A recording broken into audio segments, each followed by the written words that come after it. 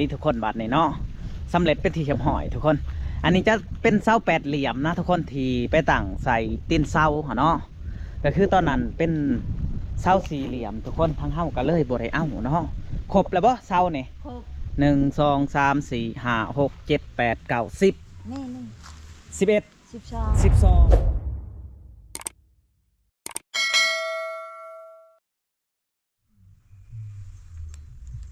กราบสวัสดีและ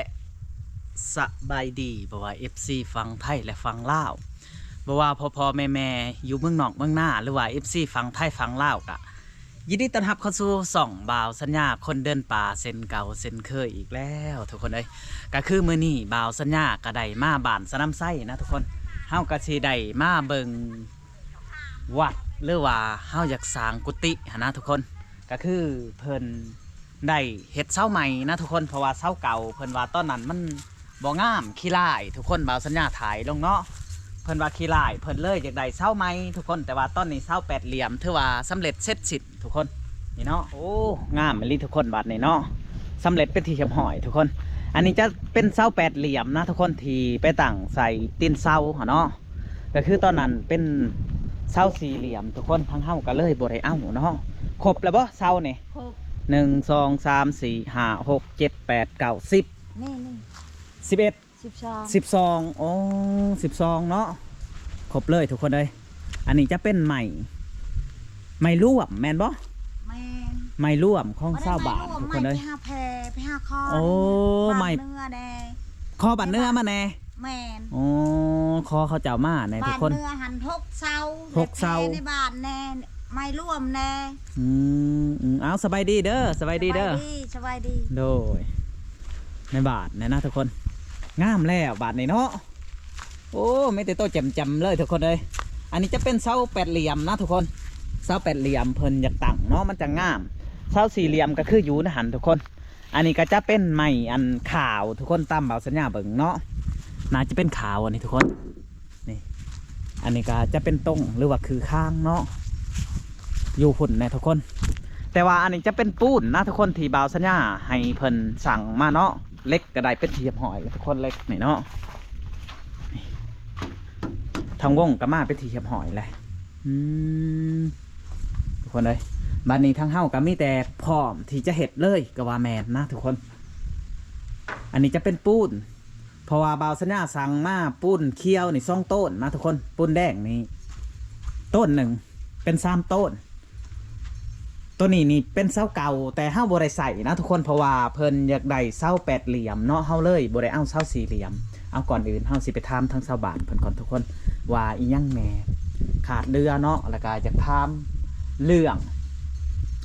อันดินบล็อกแน่ว่าเพิ่นสิมาส่งมือได้เนาะทุกคนแล้วก็เรื่องทม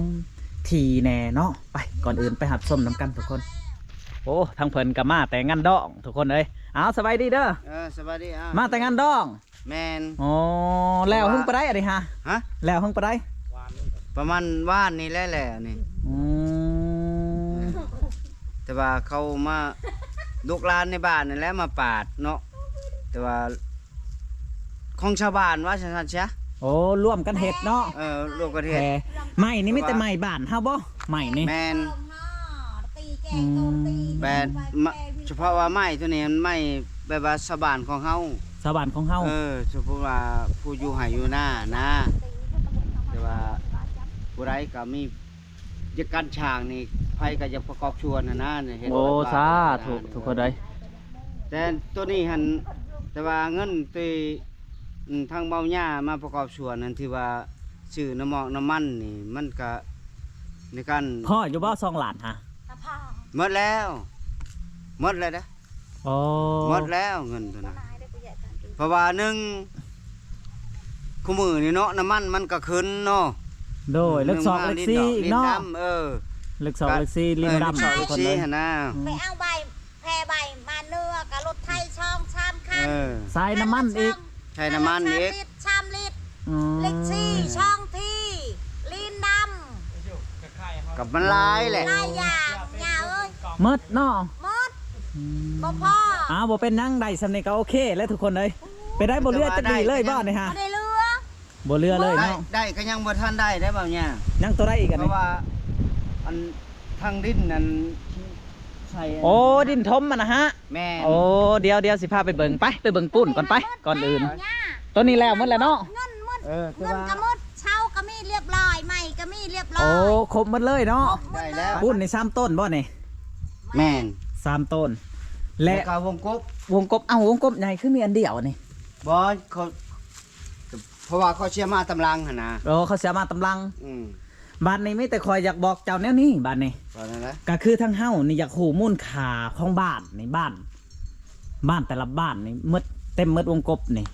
เขาเจ้าสิเอาลายไปได้หนนาราคามันหันทำเบิ่งใหม่ดู เพราะว่าคอยยังชีอันนั้นเพราะว่าเขายังเขาคนมาแล้ว1ดินบล็อก อันนี้เขาเอาปูน โดย เอาวงกบมา มือได้เขาสิเอามาดินบล็อก และดินบล็อกนี่เขายังตียังบ่ทันสำเร็จหั่นนะ ตีบ่ทันสำเร็จ เพราะว่ามันได้บ่หลาย และมูลค่าตัวนี้หั่นแต่ว่าบัตรฉบับ1ดินบล็อกเนาะ2แล้ววงกบปูน โอ้ แล้วก็ทุกสิ่งทุกอย่างหั่นว่าจังสิสรุปเทื่อเดียวหั่นนะเรื่องเงินหั่นนะ โดยอันนี้บ่ได้แม่นสรุปเงินก็คือทั้งเฮ้านี่อยากบอกจะว่าไปสิ พวกอันนั้นนะพวกที่ว่าอันนั้นว่าสรุปเทื่อเดียวรถ แมนมีแต่ให้เจ้าโทษถามเขาเจ้าว่า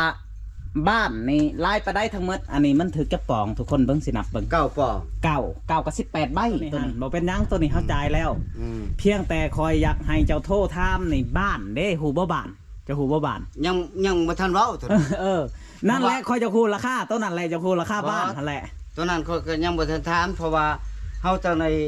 เฮ็ดอตดกจะตั้งก่อน โอ้ ตั้งวงกบแล้วเฮาจัง สิถาม มันสำเร็จแล้วเฮาจังว่าวงกบอันนั้นบ้านมันเท่าใดหั่นน่ะ โอ้เอาแบบนั้นก็ได้ เนี่ยนะ ไปก่อนอื่นไปเบิ่งหันก่อนไป ไป ทุกคนเฮากะสิได้ไปเบิ่งอันบอนทมดินก่อนนะเฮากะสิได้ไปเบิ่งบอนที่เขาเจ้าสิทมดินก่อนจักรถเจ้าคิดว่าอันนี้ฮะ จังว่าแล้วเรื่องรถนี่เขาก็บ่ยังบ่ฮู้ บ่เจ้าเว้ากันกับเขาในไรอันนี้ฮะ แต่ว่าพวกอันนั้นพวกรถเขาพวกรถวิโคเขาประเมินนี่หั่นแต่ว่าหมดนี่ จักรล้าน ทั้งเรียบทั้งอีช่างทั้งเขาเฮ็ดให้มันสำเร็จ โอ้ 5 ล้าน 5 ล้าน แม่น ทุกคนเขาเจ้าว่า5 ล้านเนาะ แม่น เอ้าบ่าวสัญญาสิให้เบิ่งก่อนทุกคน เก็ดหมด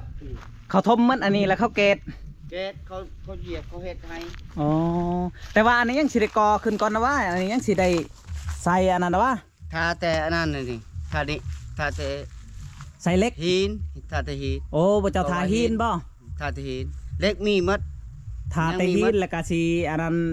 แล้วสิเทคาน เทคาน อืม เทคานแล้วจังเอาดินเขา ดินนี่เรื่องดินนี่แต่ว่าเขาบ่ได้มีกำหนดแต่ว่าช่างมื้อใดมันเข้ามามื้อนั้น โอ้ แต่ว่ามูลค่านี่เขาจะได้ทั้งเฮ็ดอันนั้นแต่ว่า5 ล้าน 5 ล้าน5 ล้านเต็มหมดเลยอันนี้เนาะ แม่น ทุกคนนี่เขาเจ้าว่าอยากได้5 ล้านเนาะก็คือทั้งรถอันไมคโครหรือว่ารถแกดินแกหินแกทรายนะทุกคนแกดินก็ว่าแมนเนาะเขาเจ้าอยากได้5 ล้าน ก็คือเต็มหมดนี่นะทุกคน แม่น เต็มหมดนี่เลยนี่เพียงพี่เลยนะดินนี่เพียงหมดเลยนี่เขาเจ้าอยากได้น้ำ5 ล้านเนาะ แม่น อ๋อคันว่าเป็นรถในบ่าวสัญญาทามมาแล้วกี่นี่ฮะแต่ว่าเป็นยังจะว่าทามมาแหละทุกคนเพิ่นว่ารถ1 หัน500,000เพิ่นว่าแต่ว่าเพิ่นอยากได้นี่5 ล้านอันนี้แต่ว่าเขาเอา5 ล้านนี่ได้ดีกว่า แม่นคันเว้าเรื่อง5แสนนี่ คันว่าเรื่อง500,000นี่เขาว่า10 รถนี่จักก็สิบ่พอก็บ่จัก พ่อเด้อ พ่อได้ อืม อันนี้เพื่อนเฮ็ดให้เรียบร้อย เพิ่นเฮ็ดให้ เต็ม เรี เลย ยบร้อย เพิ่นเฮ็ด นะ เรีย เขา บ ก็ ร้ อยาก อย อืม ผู้ มี อั แต่ นนั้น ท่า เจะคล้าของรถทันกาอยาก ช่ โฆ วย ษณานำกันนะ โฆษณานำกัน เพราะว่าจิเฮ็ดให้มันแล้วนะสำเร็จ แมนเพราะว่ารถหนึงมันก็บ่ลายไปได้นะ โอ้ยสิได้ช่างรถกูบ่นี่ มันบ่ลายไปได้ทุกคนในนี่ก็มีแหละ4-5 รถ แม่ ว้าวนี่นะอันเนี้ย โดย ว่าแต่ว่าเขามาเว้านำผู้ค้าเองนี่คือว่า มีแต่สำเร็จตัวนี้หั่น 5 ล้าน 5 ล้านเนาะ อ๋อ สิลายไปได้กระยามาคอยกระมูทนาไปพร้อม โอ้ เพราะว่าเขาก็สิบูนทนานำกันนะพวกไมโครพวกรถนะ ก็คือพวกรถบอกมาว่าไปสิทุกคน อันเทิงว่าดิ้นในนี่หันจะ10รถหรือว่า20รถก็แล้วแต่ เพิ่นจะเฮ็ดให้เต็มเลย เพิ่นว่าเอาน้ำ5ล้านเนาะ แม่น 5ล้านทุกคนโอ้นั่นแหละทุกคนก็คือเฮามาในมื้อนี้เนาะเฮาก็อยากคู่อันเรื่องดิ้นเขานี่แหละทุกคน เพราะว่าเฮาจะคู่ว่า แต่ว่าทั้งชาวบ้านนี่ทาแต่หินกับทรายเนาะเดี๋ยวนี้เนาะ แม่น คันหินทรายมานี่คือบ่เจ้าเทคานเลย แม่น เทคัน เพราะว่าเป็นหยังว่าหินกับทรายบ่ทันมาหั่นเพราะว่า1มาก็อิงใช้หนทางนี่แหละ เพราะว่ามันมาทางนั้นก็ได้ เพราะว่ามันจะเข้า5วัดนี่มันค่าอยู่ในชะไม่เต็มหั่นแต่ขนาดหินเขามาส่งอันนั้น ลม รถเขามาส่งอันนั้นบล็อกอันนั้นปูนกับวงกบนี่ก็ยังพอแห้งเลย จน8โมง9โมงพอได้ย่า ลมตีอะไรก็ได้ ลมนี่หัน ลมแต่ไซหาไซ ลมคาทางเว้นเขาพายพี่ อ่า คุณมาพี่ อืม มันหนักเท่าไร เขาจะจากใต้พุ่นแล้วเนาะ โอ้ก็บอกเขาจนแกวงหัวเนาะ โอ้ บาง ยอมแล้ว ยอมให้ทางแห้งๆ แต่ว่าเรื่องบล็อกนี่ถือว่าบล็อกนี่เขาก็ยังพยายามตีแต่ว่าคอยก็ยังไปหาเขาว่า เป็นอะไรเฮ้ยเรื่องบล็อกนี่ถือว่า เพราะว่าเฮาจิกเล็งหนึ่งมานี่บล็อก แต่ว่าปูนมาแล้วเขาว่าเพราะว่าจะได้บล็อกนี่ถือว่าซองมาแล้วเฮาจะได้หินนั้น แม่น เฮาจะเทคานนะว่า ถือทุกคนก็คือเฮาอยากได้บล็อกกับหินหันแหละมากก่อนเฮาอยากเทข้านในเพื่ออยากให้มันแล้วไว โ อันนี้ เพราะว่า ๆอันนี้มันก็เป็นเดือนหนึ่งเลยนะ แม่น อันมันเป็นเดือน12เลยนะ แม่นแม่น และเฮายานมันบ่แล้วหนนะเดี๋ยวนี้หัน แม่น เฮายันมันบ่แล้วทุกคน แต่ว่าอโลซิงนี่ก็คือทางชาวบ้านนี่ยังบ่ฮู้เทื่อว่าสิถึกจักแผ่นเนาะ แม่นเพราะว่า ยังบ่ทันได้ เพราะว่าได้เทข้านได้อันนั้นเรียบร้อยแล้วได้ปูเลยได้ลวดแล้วก็ยังสิยกเสาขึ้นไปแล้วก็ ใส่สีหยอกสียั่ว ก่อน ใช่สิโยใช่ลัง เรียกว่ามันสิมีจักแผนกับ จังไรไหม กันไหมโอ้โดยนี่แหละทุกคน อันนี้ก็คือวัดนี่อยู่ที่บ้านสนามไส้เมืองส้นนบุรีแขวงสวรรณเขตนะทุกคน ก็คือทางชาวเพชรบุ๊กเนาะก็คือชาวเพชรบุ๊กเพิ่นหมิ่นมาทุกคนเพิ่นว่าอยากสวยเรือน้ำเบาสัญญาเล็กๆน้อยๆเนาะก็สวยเรือมาได้เนาะทุกคนเนาะก็เบาสัญญาก็ยินดีเนาะเป็นสะพานบุญให้เนาะซิมหอยหน่อยใหญ่กับบริติของท่านทุกคน แต่ว่าอันทางเฮาก็เริ่มสีเฮ็ดแล้วนะทุกคน เพราะว่าวัดแห่งนี้ทุกคนเพิ่นได้ตั้งอันนี้ก็3ปีแล้วนะเพื่อสิได้นี่เนาะแต่ว่าเบาสัญญาก็ขอบมกขอบใจทั้งแม่บ้านวงซาจาก USA ที่สวยเรือสมทบเข้ามาเนาะทุกคนเนาะก็คือเดี๋ยวนี้ชาวบ้านเพิ่นยังทาหินทาทรายอยู่ทุกคนเลยทุกคน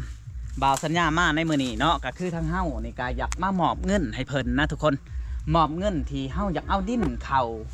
อยากเอาดินเข้ากุฏินี่นะทุกคน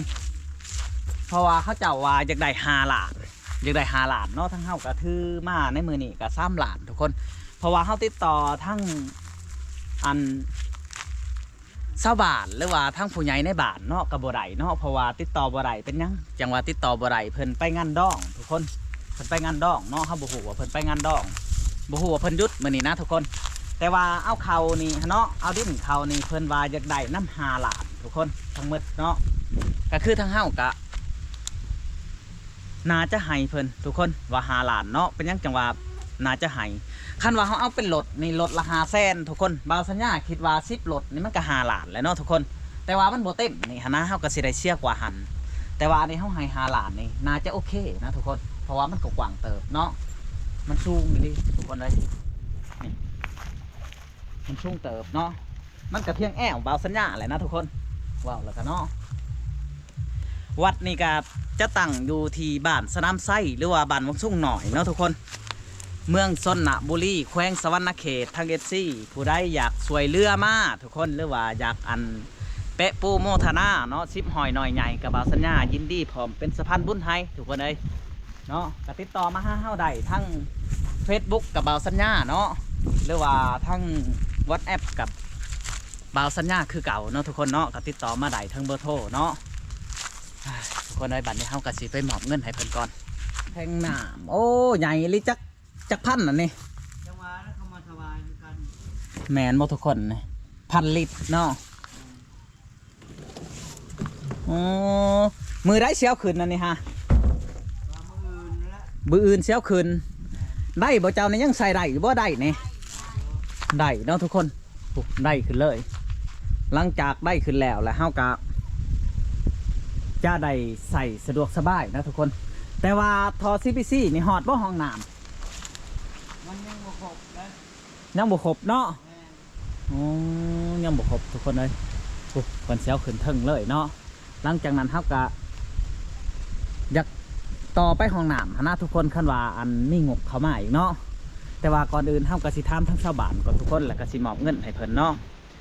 ไม้พวกไม้เส้นไม้อันนี้นี่ครบหมดแล้วติเนาะ ครบหมดแล้ว ครบหมดแล้วเนาะ แม่น อ๋อเสานี่มีแต่เสาไม้จิกนะทุกคนนี่ มีแต่เช้าไม่จิก มีแต่เสาไม้จิกแบบบ่ได้ติดหมอกโอ้งามแล้วบาทนี่ทุกคนนี่แหละเสาตัวนั้นก็เอาไว้เฮ็ดขอกขี้พื้นขี้ไผ่ แม่น เฮ็ดเรือนครัว เฮ็ดเฮือนครัวแม่นได้เฮือนครัวบ้านเฮายังบ่มีเนาะ บ่เพิ่นครัวก็ยังบ่มี เพราะว่าเฮือนครัวนี่ทุกคนเขามีเฮือนครัวนี่บอนเอาไว้ถ้วยไว้บวงเนาะ แม่ แม่ น น มันก็จะสะดวกสบายไปแนวหนึ่งอีกนะทุกคน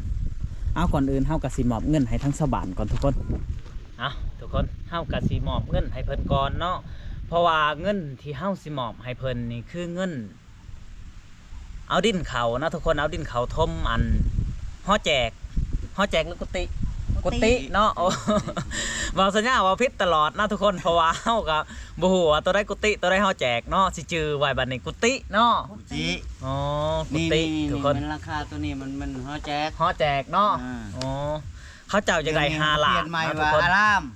โอ้อารามบ่นี่ฮะ อาราม บ่ได้ว่าเขาแจก อ่า บ่ได้ว่าเฮาแจก อ่า บ่ อาราม อาราม อันนั้นกุฏิ กุฏิ อาราม อาราม แล้วแต่ แต่ละท้องถิ่น เปลี่ยนแผนใหม่อะนะ ห้องบ่คือกันเนาะ แม่น แม่นทุกคนเลยก็คือทั้งเฮาก็สิได้มอบให้เพิ่นก่อนทุกคน3ล้านก็ให้เพิ่นเก็บไว้ก่อนเนาะเพราะว่าเงินมันบ่พออีก2ล้านเนาะ แม่น ยังบ่พออีก2ล้านก็ให้เพิ่นเก็บไว้ก่อน3ล้านนี่ทุกคนก็คือเฮามาแล้วเฮาก็สิมอบให้เพิ่นเลยนะทุกคนเพราะว่าแม่นก็คือวัดแห่งนี้เพิ่นก็ตั้งแต่ด้นเติบแล้วทุกคนแล้วก็กุฏินี่เพิ่นก็ตั้งแต่ด้นเติบแล้วคือ3ปีแล้วนะทุกคนแต่ว่าเพิ่นบ่มีงบเฮ็ดทุกคนก็เลยมีผู้ใหญ่ใจดีจาก USA ทั้งแม่บ้านวงซาเพิ่นมาสวยก็สาธุทุกคน แต่ว่าผู้ใดอยากสวยเรือซิมหอยน้อยใหญ่ทุกคนบ่าวสัญญากับพร้อมเป็นสะพานบุญให้คือเก่าเนาะเฮากะสิพร้อมเป็นสะพานบุญให้กะสิเอ่ยชื่อเสียงเรียงน้ำที่ผู้สวยเรือมาเนาะทุกคนก็ติดต่อมาได้ก็คือว่าหั่นแหละทุกคนเอาก่อนอื่นเฮากะสิ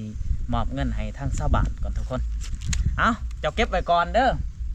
และเฮากะสิได้ติดต่อไปหาเพิ่นอีกนะเพราะว่าเฮาบ่ฮู้ว่า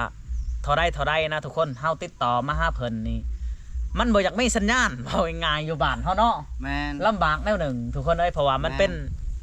บ่มีหลักเครือข่ายก็ยาก แม่ แล้ว บ่มีรักเครือข่ายอีกอย่างมันก็เป็นบ้านนอกของหน้าเนาะบ้านเฮาเนาะ แม่น มอบไว้ให้เพิ่นทุกคนเอาก่อนอื่นเฮาก็สิอวยพรให้แม่บ้านวงซาก่อนทุกคนเอ้ยเอานมมือขึ้นเด้อเฮาเด้อเอาทุกคนเฮาก็สิอวยพรให้แม่เพิ่นอันนี้ก็จะเป็นเงินผู้ใหญ่ใจดีจาก USA ก็คือแม่บ้านวงซาทุกคนจะได้ก็ขอบมกขอบใจทั้งแม่เพิ่นที่ไว้ใจบ่าวสัญญาให้บ่าวสัญญาเป็นสะพานบุญให้ทุกคนก็เฮาก็ดีใจทุกคนเห็นบ้านเมืองเฮาได้สำนี้เนาะเอาก่อนเดินเฮาก็สิอวยใส่ให้พรให้เพิ่นสาธุเด้อขอให้โศกใหญ่เข้าโศกใหญ่มหาศาลเด้อแม่เด้อคันวิกฤตการงานอย่าตำลงให้สูงวิวให้เป็นคิ้วเป็นขันบ่มีวันสิต่อยต่ำเด้อแม่เด้อคันมีการมีงานทำให้ได้ยศเลื่อนสั้นทวีขึ้นอยู่บ่เศร้าขอให้โศกใหญ่เข้าก็มีแต่ความสุขอันตรายภัยทุกข์อย่าเบียดเบียนตัวเจ้าขอให้เงินคำเข่าให้ไหลมากคือน้ำแกงเด้อแม่บ้านเด้อให้แม่นั่งนับแต่แบ่งแรงเศร้านับบ่ไหว้เพิ่นเด้อสาธุเอาก่อนอื่นเฮากะสิได้อัน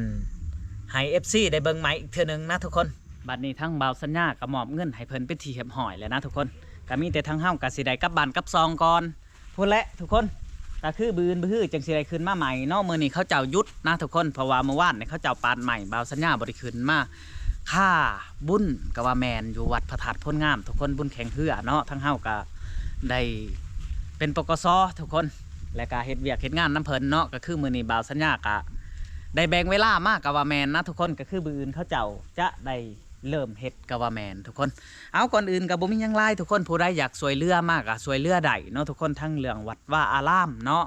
ก็ทั้งบ้านสนามไส้นี่วัดแห่งนี้ก็ยังขาดเคินหลายอย่างทุกคนเอ้ยคันผู้ใดอยากมาแปะโปรโมทนาหรือว่าอยากสวยเรือเล็กๆน้อยๆเนาะซิมหอยน้อยใหญ่กับบริตินะทุกคนเพราะว่าจังได้เฮากันนับแต่น้อยขึ้นไป5ใหญ่อยู่แล้วเนาะทุกคนเฮ็ดในแซ่กันเนาะผู้ใดอยากทำบุญทำทานหรือว่าอยากสวยเรือก็ติดต่อมาได้เอาทุกคนสำหรับคลิปนี้ก็บ่มีหยังหลายเนาะจังได้ก็ฝากไปติดตาม EP หน้าเนาะสำหรับ EP นี้บ่าวสัญญาก็สิได้อำลาพาจาก FC มืดสุมุงสุบอนผู้ใดเบิ่งคลิปนี้แล้วก็ขอบมกขอบใจ FC ที่เบิ่งแต่ต้นจนจบเนาะ